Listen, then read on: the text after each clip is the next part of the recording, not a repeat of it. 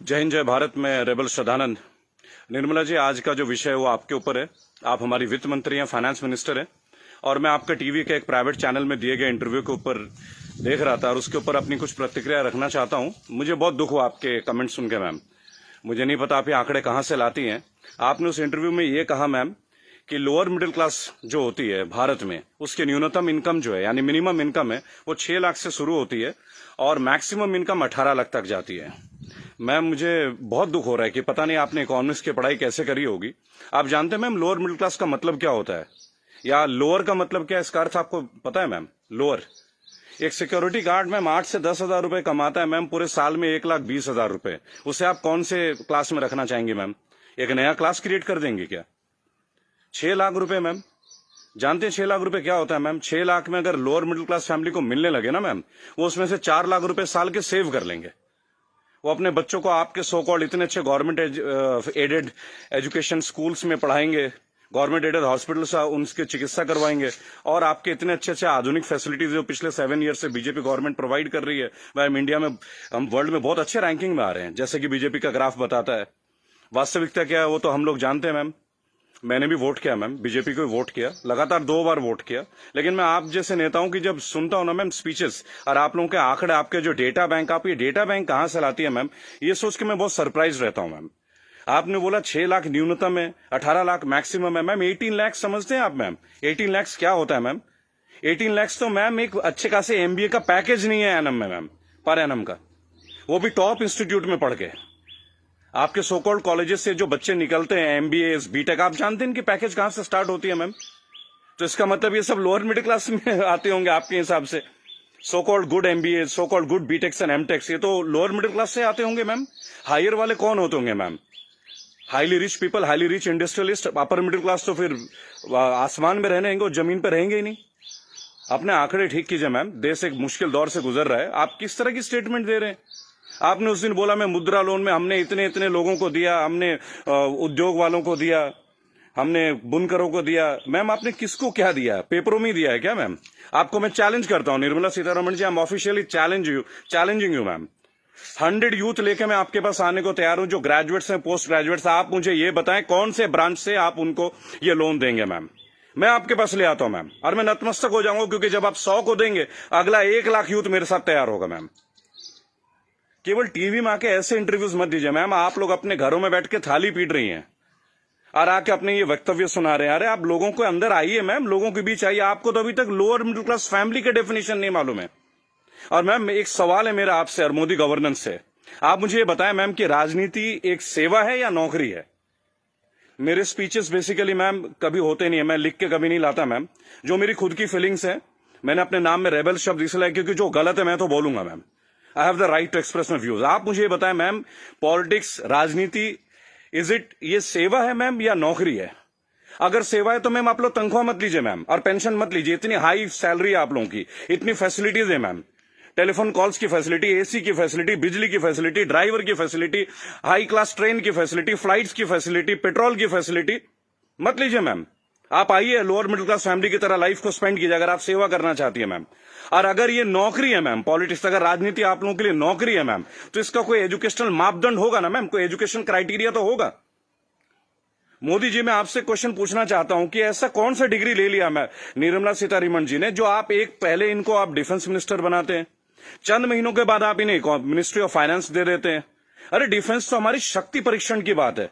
It is about our valour, it is about our strength, it is how much mentally fit we are, how much physically tough we are. How can you give a position, both the position to same person? Are they eligible for the same post ma'am? Sir, क्या ये दोनों same post के लिए eligible होते हैं क्या? मुझे लगा था कि आपने कहा था अच्छे दिन आएंगे तो ठीक है, आप क्राइटेरिया को बदलेंगे। सर, आपने तो क्राइटेरिया नहीं बदला। आपने तो दूसरे दलों के नेताओं को अपने पार्टी में लेके आ गए, उनको भगवा रंग दे दिया, उनको नेताएं बना दी। मैं दिल्ली में जनवरी मंथ में इंटरव्यू देख रहा था अनुराग ठाकुर का, फरवरी में, देश के गद्दारों को गोली मारो। बड़ी अजीब बात है। हाईली एजुकेटेड है, क्रिकेटर हैं वो, शायद बीसीसीआई के हैं, और तो और अमित शाह के पुत्र जो वो सेक्रेटरी बन जाते हैं। लोगों के ऊपर आप लोगों को बड़ा अच्छा लगता है। आपकी आईटी टीम के ज्यादातर लोग राहुल गांधी को पप्पू पप्पू कप्पू करके बुलाते हैं। देखिए, मैंने एक बात सीखा है, अगर आपको हंसना है ना तो सबके साथ हंसे। If you want to laugh, laugh with others, don't try to laugh at others.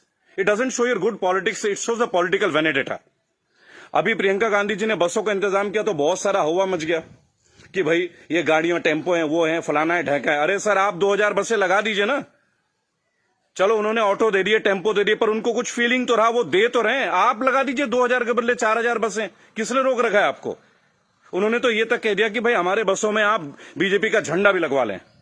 गलत कर दिया क्या सर? उसमें भी आप लोग शोर मचाना लग जा रहा है।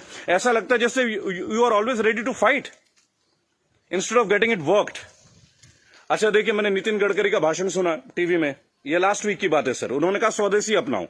चलिए सर, अपना लेते हैं, पर मुझे बताएं, मेक इन इंडिया और मेड बाय इंडिया, इन दोनों का डिफरेंस आपके मिनिस्ट्री का कोई एक मिनिस्टर मुझे दे सकता है क्या? मेक इन इंडिया है क्या सर? आप जमीन देते हैं सैमसंग को, जमीन देते हैं ओप्पो को, वीवो को, चाइनीज कंपनी को, साउथ कोरियन कंपनीज को, वो आके अपना प्लांट लगाते हैं, इंडियंस को हायर करते हैं, और उसके बाद प्रॉफिट जो है वो उनके अकाउंट में जाता है, सैलरीज आता है इंडियंस के अकाउंट में। तो मुझे ये बता दें कौन सा मेक इन इंडिया सर? आप मेड इन इंडिया कीजिए ना, आप अपने इंडस्ट्रीज लगाइए, आपको पैसा रेवेन्यू अपने पास रोकिए। अगर इतना दम होता ना सर हमारे मैकेनिज्म में, आपको चैलेंज कर रहा हूं, आप मैकडोनल्ड्स की तरह एक आउटलेट बना लेते सर। 25 रुपए का बर्गर बेचने वाला भी लाखों करोड़ों रुपए डॉलर्स में कन्वर्ट करके इंडिया से लेके जा रहा है।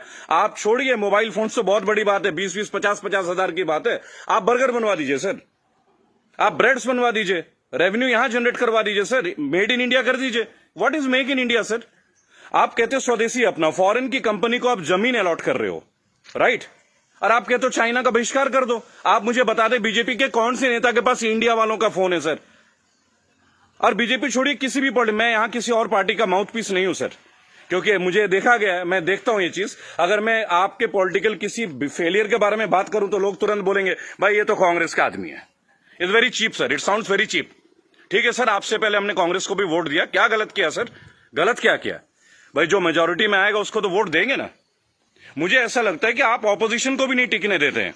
भाई एक सोशल सिस्टम है, गवर्नेंस के एक सिस्टम है सर। आप अच्छा गवर्नेंस करेंगे पर एक मजबूत ऑपोजिशन, आप तो ऑपोजिशन को ही परचेज कर ले रहे हैं आप लोग। ज्योतिरादित्य सिंधिया को आपने परचेज कर लिया सर, बुरा लगेगा सर सुनने में। ऐसी क्या घुट्टी दे दी सर? एक झटके में एमपी की गवर्नमेंट जो है वो कोलैप्स कर जाती है, वो भी उस दौर में जब कोविड-19 का दौर रहता है। तब आप लोगों को कोविड-19 का अवेयरनेस नहीं होती, तब आपको नहीं लगता कि लोगों के बीच आपको जाना चाहिए। अहमदाबाद में लाखों लोगों की भीड़ आपने कर दिया, नमस्ते ट्रंप कर दिया सर। क्या ये पॉलिटिकल फेलियर नहीं है? आज आप बता रहे अचानक से आपने 25 तारीख को लॉकडाउन कर दिया और 1 महीना तक आप नमस्ते ट्रंप की तैयारियां करवाते रहे sir. What is this sir? झूठी शान का हमें क्या करना है सर? आज सबसे पहले आप अपने नेताओं को बोलें कि वो कुछ भी बोले ना टीवी में, हेल्प तो आप करना नहीं। मेरी बात सुने सर, सब आत्मनिर्भर है। मजदूर कौन सा मर्सिडीज में घूम रहा है सर? उनके पैर में फफोले गिर रहे हैं। मैंने देखा निर्मला जी ने एक स्टेटमेंट दी, एक लेडीज बेचारी सूटकेस में, उसका बच्चा सूटकेस में बैठा हुआ घसीट के ले जा रही है, तो वो जवाब देती है कि राहुल गांधी को वहां नहीं बैठना चाहिए, राहुल गांधी को वहां जाना चाहिए। अरे राहुल गांधी को जो करना चाहिए वो छोड़िए, आपको क्या करना चाहिए? गवर्नेंस आपकी है, सेंट्रल में आप हैं, पिछले 7 साल से आप लोग हैं सर। हमेशा क्या स्टेट को फेल करते रहोगे क्या, या हमेशा ऑपोजिशन को गालियां देते रहेंगे आप लोग? सर मोदी जी चाय वाला पीएम बन सकता है, सुना था, देख भी लिया सर, बराबर। बाकी चाय वालों का क्या सर? बाकी लोगों का क्या सर? प्रवासी मजदूर छोड़िए, प्रवासी क्या होता है सर? सब भारतीय मजदूरी तो है। हर पूरा देश तो वैसे भी मजदूरी कर रहा है सर, पूरा देश मजदूरी कर रहा है। आप जितना ग्रोथ दिखा दो सर, ग्रोथ क्या है वो तो लोगों के जेब में आके देखो ना, लोगों के घर में आके देखो, बैंक अकाउंट में आके देखो कि पैसे हैं किन के पास और किन के पास नहीं है। मैं एक रिक्वेस्ट करूंगा सर आपको, आप अपने मिनिस्टर्स को काइंडली एक इंस्ट्रक्शन दें कि वो कुछ भी वक्तव्य दे। बहुत बुरा दौर है सर, इस बुरे दौर में कम से कम स्टेटमेंट्स अच्छे दें। कुछ अच्छा कर ना सके तो अच्छा बोल ही लें, लोग तो अपना कर ही लेंगे ना सर। सड़क में बच्चा मर जा रहा है, माँ बाप उसे कैरी कर रहे हैं, इससे ज्यादा दुखद स्थिति क्या हो सकती है सर? ये कोई पॉलिटिकल बात थोड़ी है। लेकिन मेरा एक सवाल हमेशा आपके साथ रहेगा सर, कि आप एक बात का जवाब जरूर दें। और जो भी लोग इस वीडियो को देख रहे हैं, अगर आपका संपर्क किसी भी पार्टी से है, कांग्रेस से है, समाजवादी पार्टी से है, तृणमूल कांग्रेस के लोगों से, कृपया मेरा वीडियो उन तक पहुंचाएं और उनको बोलें कि ऑपोजिशन इसलिए कमजोर है, केवल एक कारण है, क्योंकि इन पॉलिटिकल ग्रुप्स के जितने भी लोग होते हैं ना सर, जो सो कॉल्ड प्रदेश प्रवक्ता होते हैं, शायद वो बेहद कमजोर हैं। सांबित पात्रा से कैसा बहस कर रहा है मुझे खड़ा कीजिए सर, मैं बताता हूं सांबित पात्रा से क्या बात करनी है, डेटा के साथ। स्मृति ईरानी के साथ बात करना है, मैं करूंगा सर। मैं उनसे पूछूंगा उनका क्या एजुकेशन क्वालिफिकेशन था जो उन्हें शिक्षा मंत्री बना दिया गया था। आप सीबीएसई का हैंडल, मेरे पास बहुत मुद्दे हैं सर, देश के करंट मुद्दे हैं। और सर चिंता मत कीजिएगा, मुझे आपसे कुछ हेल्प नहीं चाहिए सर, प्लीज। फाइनेंशियली मुझे आपसे कोई हेल्प नहीं चाहिए, आपकी पार्टी से तो कम से कम कुछ भी नहीं चाहिए। मेरे दोस्तों, अगर आप ये वीडियो देखते हैं प्लीज शेयर कीजिए। मैं चाहता हूं कि एक बार मंच पे आने का मौका मिले सर। और अर्नब गोस्वामी जी, आप जो जिनको बुलाते हैं दूसरे ग्रुप के लोगों को बोलते it is my show, it is my show, god damn it, if it is your show why are you calling other people man? Don't call them. अगर आपको लोगों को बुलाना है, बात करना है तो मिलें, बात करें, उनकी सुने। केवल चिल्लाने से आप अच्छा एंकर नहीं बन जाते sir. I am very sorry to say that is the worst type of journalism I have ever seen. I am very unhappy sir. मुझे लगता था आपके अंदर स्पिरिट है, पर आप तो लोगों को शोर मचा के चैनल ब्लॉक कर देते हैं, उसको बाहर कर देते हैं। What is this way of journalism sir? कि मेरे इस सवाल का जवाब दीजिए। मेरे इस क्या फिल्मी शूटिंग करते हैं क्या सर आप? चलिए सर, मुझे बुलाइए अर्नब जी, एक बार अपने चैनल पे बुलाइए मुझे। 5 स्टैटिस्टिक्स पे बात करूंगा, ग्राफ के साथ बात करूंगा, डेटा के साथ बात करूंगा आपके साथ। उसके बाद अगर आपकी बोलती ना बंद कर दी ना सर, तो मेरा नाम बागी श्रद्धानंद नहीं। मैं बीजेपी के अगेंस्ट नहीं सर, मैं बीजेपी गवर्नेंस के अगेंस्ट हूं।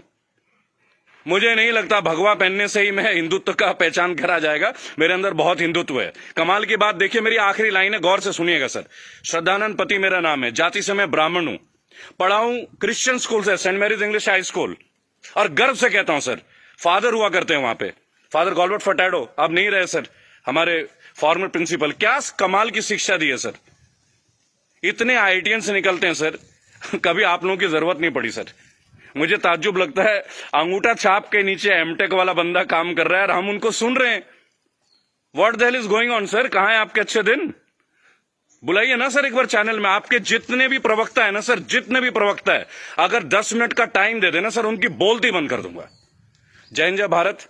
मैं जानता हूं बहुत सारे लोग मेरे बातों से शायद नाराज हो, पर नाराज होना आपका काम है सर, मेरा नहीं। सही मुद्दे पे तो मैं बात करूंगा, जो नाजायज बात लगती है उसका तो मैं करूंगा सर। रेबल हूं तो रेबल की तरह पेश आऊंगा। जय हिंद, जय भारत।